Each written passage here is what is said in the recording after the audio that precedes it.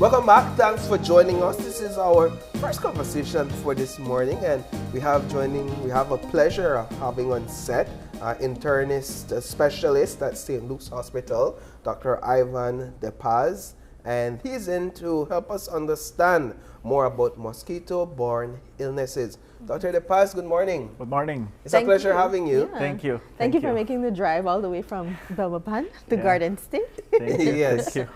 it's a pleasure. Yeah. Now, when you think about mosquito-borne illnesses, what's the first and most important thing that you would want patients to know and understand? I think when we are talking about mosquito-borne illnesses, I believe that most of the times we want accurate initial diagnosis. Yeah. Sometimes, as we are used to deal with things by ourselves, which is not bad, but with certain conditions, time is gold. So if you delay a diagnosis, that can potentially affect your chances of recovery or survival in some cases. I'm really glad you mentioned that, because we were talking earlier, because I mentioned I've heard that malaria is eradicated in Belize, and for the average person, if you hear the word eradicated, you think, okay, well, it's completely gone. But that's not necessarily the case. Yeah. So it's really important that if you have symptoms, you don't say, well, I don't think it's malaria. You still want to be able to see a professional, a doctor, to make sure those symptoms aren't what, you know, the worst case would be is the malaria. So could you talk to us a little bit about what that means when you hear medical professionals say something is eradicated, and what does that mean for the everyday person if they think they might be experiencing symptoms? It's something interesting because in the past we believed that we had eradicated or eliminated the cases of tuberculosis. Yes. And then we have a viral condition, which is HIV, that brought back tuberculosis into the table. Oh, wow. So there is a problem with younger generation of physicians that when they were in medical schools, they might not have seen cases of tuberculosis or malaria. So now you have young physicians coming into the practice, trying to diagnose a disease that they have never seen. Familiar with, yeah, they're not familiar with. So in medicine we have a saying that says you have to see one, you have to do one, and you have to teach one. So once you discuss a case of malaria, tuberculosis, syphilis, Yeah. well then that will be in your mind for the rest of your life. So whenever you have a patient sitting in your consultation with you, you will start connecting the dots and recognizing patterns that you are like, oh, this case is a little different from what you would expect from a flu. Yeah. So we have very effective programs of vector control in Belize. However, we can't forget that we have countries that are beside us, like Mexico and Guatemala, that they still have a lot of challenges in regards to public health. And then we are in a society that travels a lot. So, Exactly. so you can go to Mahawal, and then you come back with fever. Right. A mosquito bites you, and then it passes to someone else. And we have the very recent case of COVID. COVID started across the globe from us and then turned into a global pandemic because of the, you know, how often people travel and move. So keeping that in mind, when persons are traveling and they're experiencing symptoms that might be associated with malaria or other mosquito-borne diseases, what are some immediate things that they should do? Because typically, especially, I'm not trying to be gender biased, but men don't like going to the doctor. Yeah, you're fair and you're right. So what immediate steps should they take? I think that the most important challenge is that people are not in healthcare mentality. They are in vacation mentality, so they don't want anything to do with regards to healthcare. That is so true. So they delay seeking medical attention. Right. Also, you are in another country, you are not familiar with the healthcare system, you don't really know where to go. Yeah. And then you are hoping to come back home to get the problem solved. Right. But a piece of advice would be you need to be ready to change the disk, to change the chip, to change the mentality. Right. If you are on vacations but you start to vomit, you start to have high fever, somebody needs to be the bigger person in the crowd and say, you know, I think we have enjoyed enough and now it's time to solve this problem and limit the collateral damage so we can go back home safe. Crisis management mode. I want to just take a quick step back because you mentioned tuberculosis. Yeah. Help us to demystify tuberculosis. The situation with tuberculosis is that it's usually associated with a weakened immune system.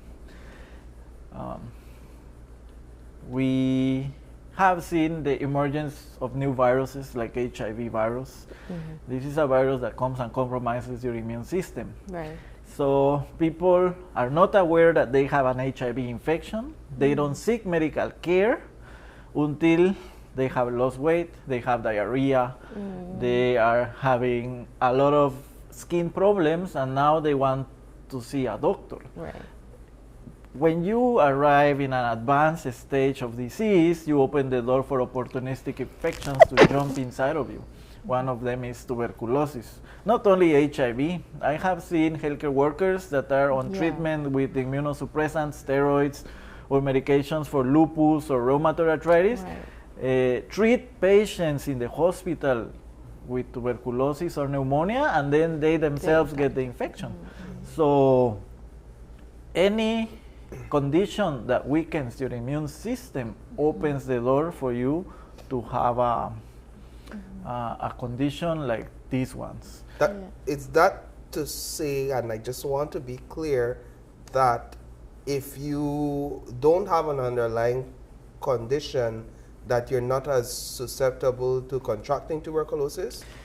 Your body's immune system should be able to fight off an uncomplicated tuberculosis case. We have our lymphocytes that will go and kill the infection at the port of entry, and you may only leave a scar. However, if you have an adequate immune system, but you are exposed to a multi-resistant tuberculosis bacteria, no matter how strong your immune system is, you will still get the disease because you are in front of something big. I have seen colleagues that are rotating in hospitals in Mexico, for example, and they acquire multi-resistant tuberculosis with an adequate immune status. Just by being a healthcare provider, you are at risk of acquiring these infections.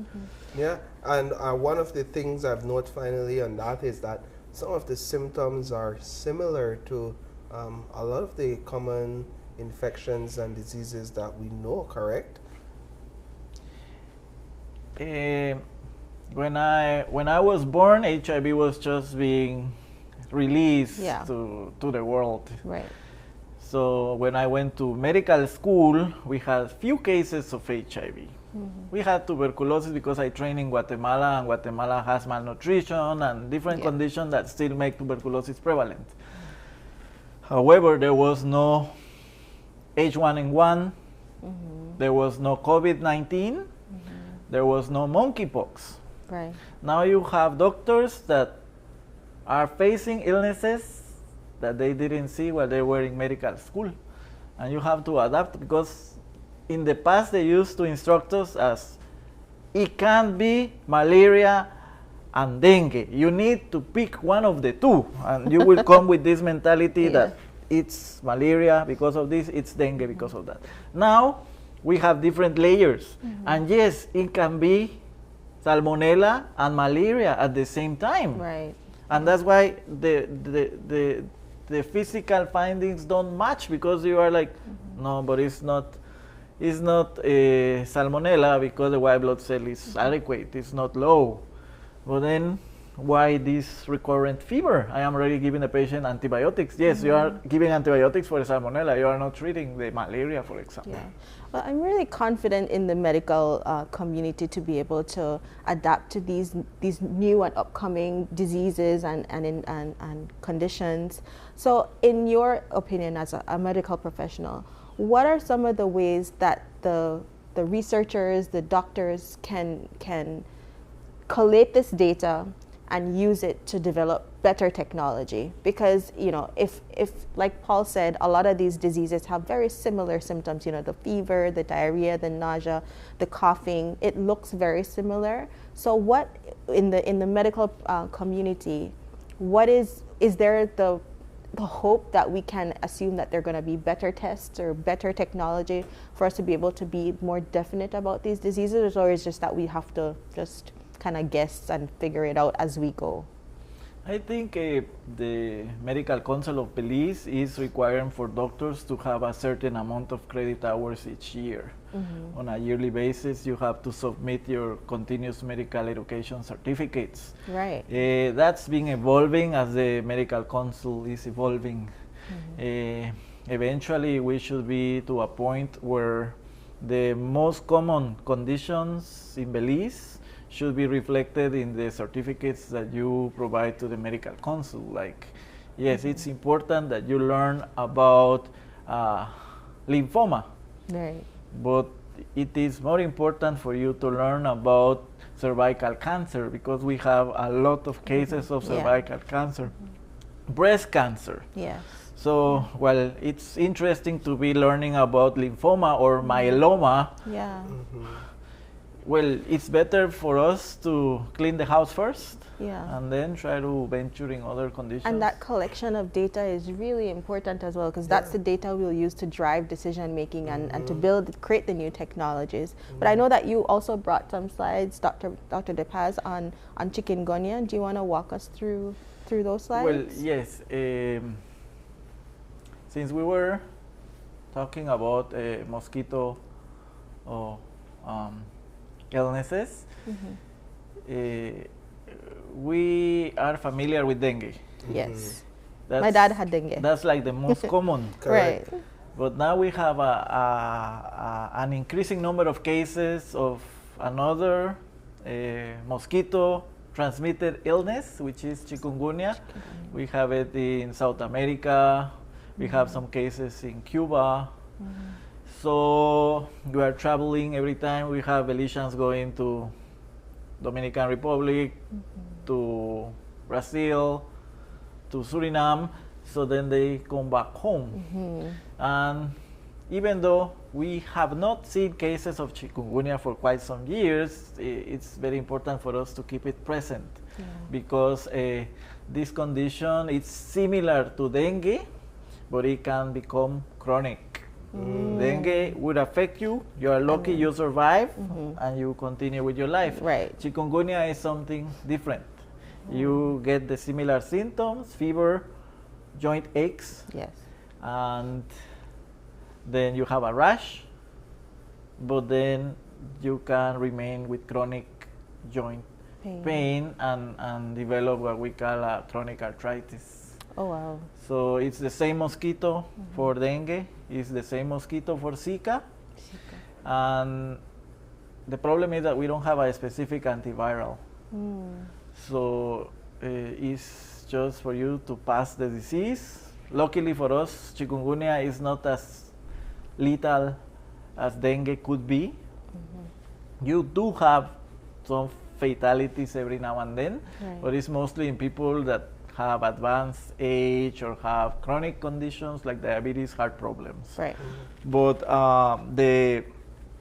the game is the same. You need to up your game in prevention strategies.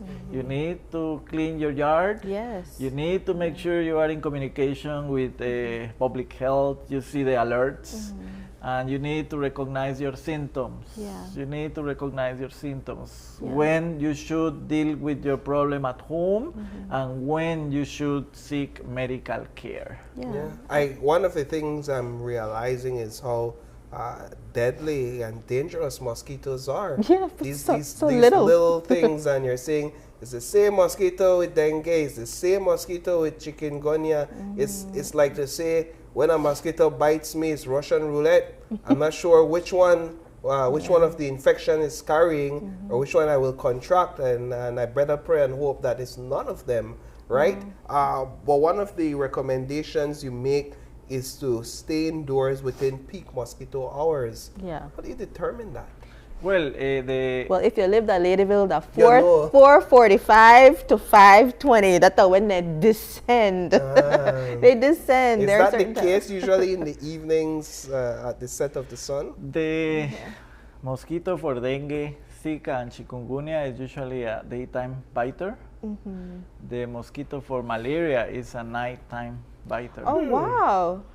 Yeah. So you're say that again, please, because Yes. that was a bar. Yeah, the mosquito, the Aedes aegypti, that's for arboviruses, for dengue, Zika, chikungunya. That's a daytime biter. A daytime, okay. Yeah. And then in the nighttime, That's the malaria, the Anopheles Malaria. mosquito. Oh wow! wow. So one of the things that people can do is just keep like off and the sprays around. I have it in my purse. Like if you go to the stores, they sell little wipes that you can keep in your purse just in case you feel a bite. That I start to be a bit more proactive, especially with my pets as well, because the mosquitoes, they not discriminate. They bite everybody. They bite everything. So I've just been trying to be more proactive in that way by keeping off and wipes to make sure if I feel mosquitoes, I do that. Yeah, it's important to have your mosquito repellent, Yes. to wear long sleeves sometimes if you're Right, going yeah. out, to have your screens well adjusted at home. Maybe you can buy some fish as well to Right. put there. Yeah. And be healthy. Right. Be very healthy. Try to exercise. Try to not acquire chronic conditions. When I was a medical student, diabetes patients, we would see them at 65 years old, 70 years old. True.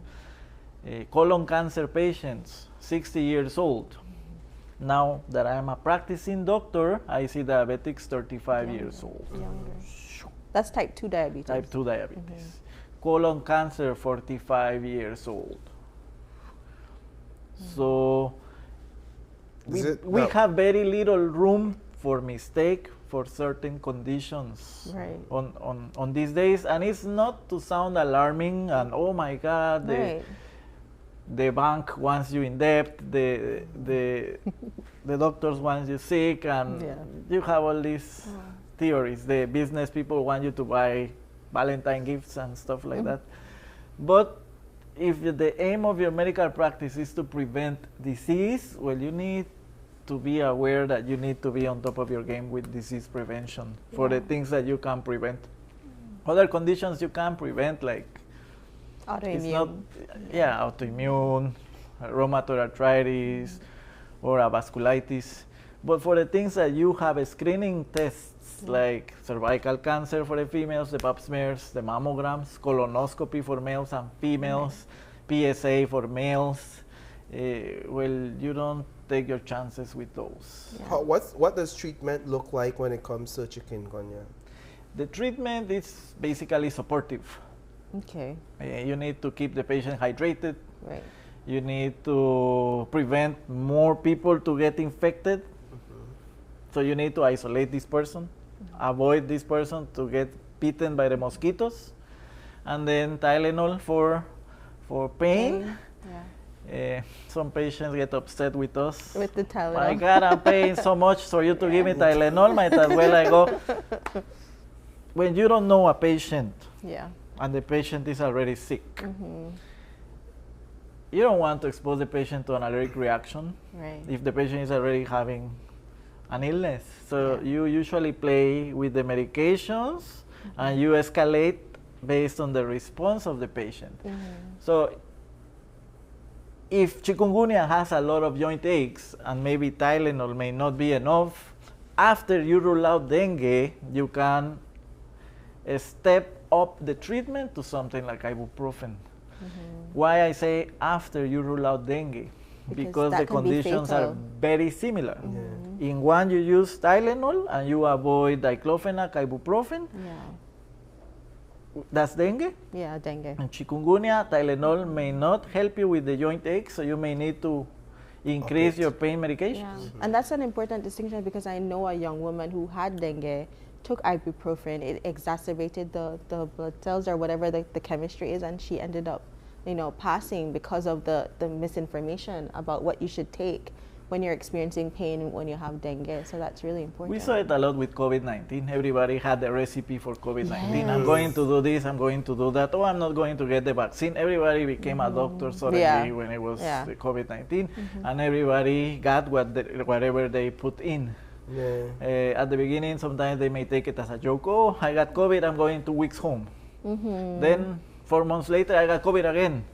And then 1 year later, I got COVID again. And you're like, are you what? Are you kissing the patients every time they come to see you, or what? Because how come you already have four infections of COVID-19? Now that we realize about long COVID, that we realize that COVID-19 has the capacity to stay inside of you and produce an inflammatory process inside of you that may trigger diabetes or autoimmune diseases, then we realize the consequences of getting so many infections. Yeah, I think the key takeaway from this conversation for me is to always consult a professional.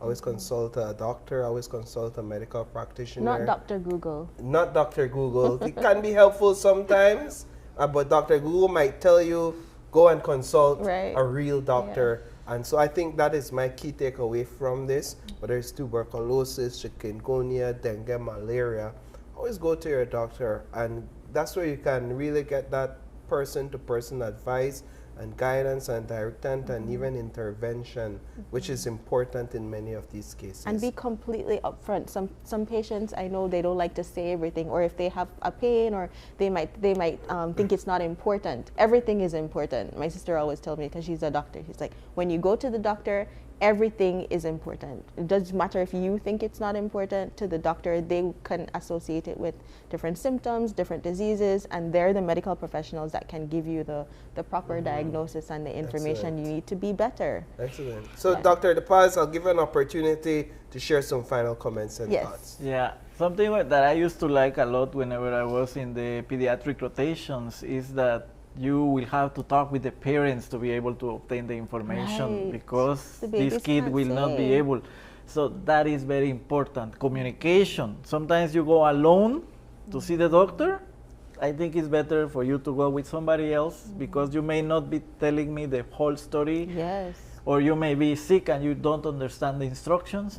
So communication is very important. I don't think it's bad for you to go to the web to read about illnesses. You just need to make sure you read from the adequate sources. And recognize your limitations. If you are in media, well, you have a certain capacity to understand the medical information. Wherever your limitations reach, well, that's where you continue with a healthcare provider. I love that. That's great advice, Doc. We want to thank you so much for joining us on set, for traveling all the way from Belmopan and really dropping insight. I love how down to earth you are as well, I have to say, and how engaging and interactive you are. So I'm sure your patients enjoy your company. At least I would imagine. Especially when they start feeling better. Especially when they start feeling better. So thank you so much for your time. Thank you for inviting us. And we are always willing to assist in the dissemination of medical information. With so many information available in the internet, you just need to know the right sources. And if you don't know the right sources, go to the Ministry of Health website so you can read the information. They would usually redirect you to other places. So thank you for inviting us. And if you need anything else, we will be here to assist. Excellent. All right, so with that, we're going to take another break. And when we come back, we have the Belize City Defenders on set with us to talk about the launch of the NEBL season. Stay tuned. We'll be right back.